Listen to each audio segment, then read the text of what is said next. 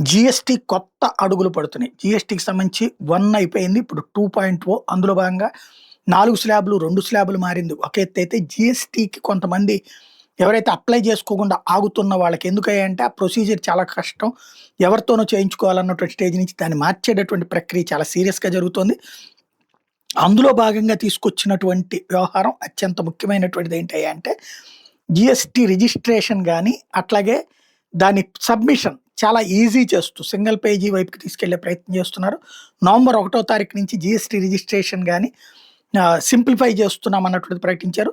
లో రిస్క్ అప్లిసెంట్స్ కూడా ఇక బిగిన్ చేయొచ్చు.